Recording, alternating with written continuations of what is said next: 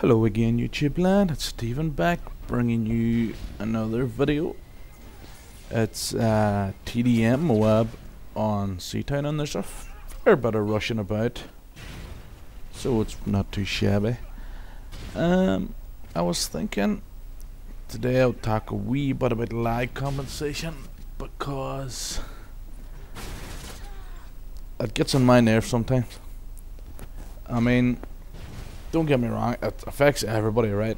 And obviously there are times when you can say, alright, that was lag compensation because I emptied half a clip on them and he turned around and shot me. But whenever you're on a good streak, how can you tell that that good streak is you playing good, or they're playing bad, or is it lag compensation? Do you know what I mean? This is the first game in the series, the Call of Duty series, that you don't know if your good streak is actually your doing. For all you know, everybody on the other team could be facing like horrendous lag compensation, because until they actually get lag compensation spot on, that being, I mean, everybody's on the same play. I know they're aiming, that's what they're aiming for. They're aiming for everybody to be on the one playing field. But until they actually achieve that, there's no actual way for any of us to know if the death streaks we go on or the kill streaks we go on are just down to, I mean, alright, obviously there's going to be these games like the double M.O.A.B game. There's going to be them games when you know you're playing bad players. But, like, see that boy there now, I turned on that boy because I heard him firing the noob tube. But who's to say that that boy wasn't subject to lag compensation? And that's why he didn't hit me. And that's why it probably seemed on his screen that he died in one bullet. I mean, how can you tell? The majority of people as it stands right now would probably tell you that lag compensation is a bad thing. And I would tend to agree with them. But it's a step in the right direction too. Because as of the release of this game, lag compensation, it wasn't tested, you know what I mean? They're tweaking it as they go along with server updates and stuff like that there. But obviously if you tweak it one way, it's going to hurt a certain group of people.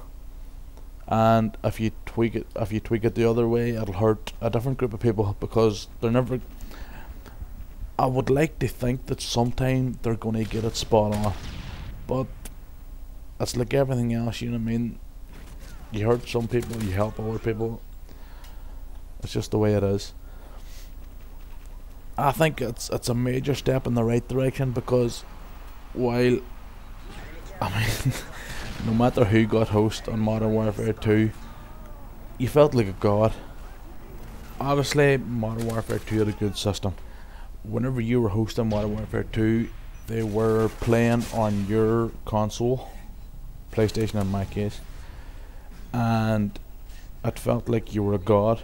It felt like lag compensation times 4, on the positive side of lag compensation times 4, because that's what it was, you know what I mean? Whenever I got host on Modern Warfare 2, the other team may as well just have put down their controllers and bent over, because that's what it felt like. I remember games on Scrapyard, ground war games now, where I got selected as host, and I forget now what I went something like 90-3 or something like that there, because every life I got Harrier, Pavlo and Chopper Gunner. And I think I actually didn't get to call in a Pavlo and a Chopper Gunner because no, the airspace was just that crowded. And of course the good part, the what would be called fairer part of Modern Warfare 2, was one person was benefiting the host, whereas in Modern Warfare 3 it seems like everybody, while they're trying to make it that everybody is benefiting. Everybody is actually at a disadvantage, or it seems that way at least whenever you're playing, because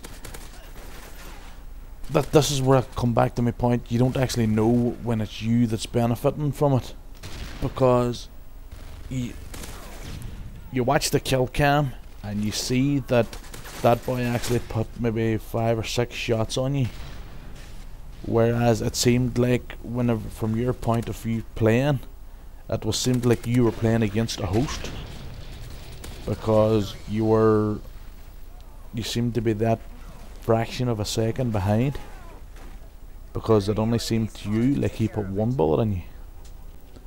And that's where I'm hoping that if lag compensation does come back in the next Call of Duty, that I don't want to say they'll give it more thought, but they'll I suppose give it more thought, because it really needs to be spot on, and I'm not sure if they can find that